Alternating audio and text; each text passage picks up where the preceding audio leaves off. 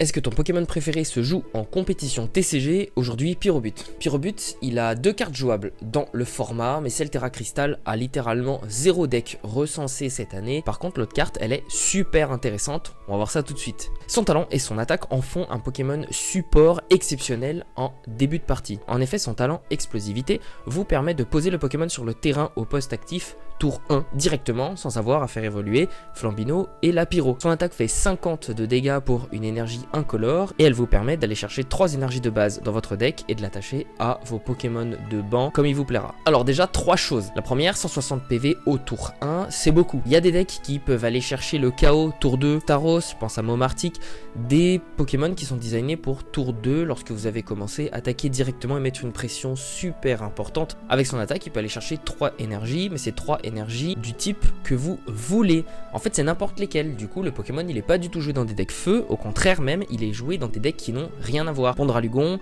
Kangourex, Trioxydre, pour qui ça bénéficie un max. En fait, le Pokémon, il est joué en tant que support pour charger des Pokémon difficiles à charger la suite de la partie. Et du coup, c'est super facilitant pour ces decks-là. Après, c'est des decks un peu niche qui sont pas méta pour pas mal de raisons. Mais lorsque ça fonctionne plutôt bien. Et enfin, il tape à 50 tour 2 pour seulement une énergie. Déjà, 50, c'est pas mal pour un Pokémon qui a pas besoin d'évoluer.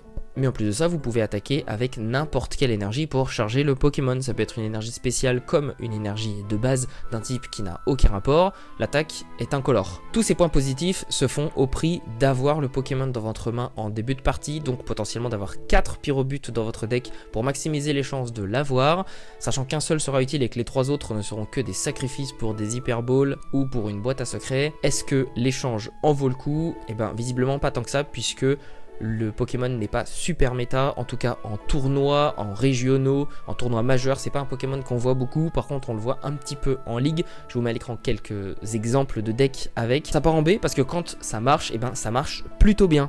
On fait qui après?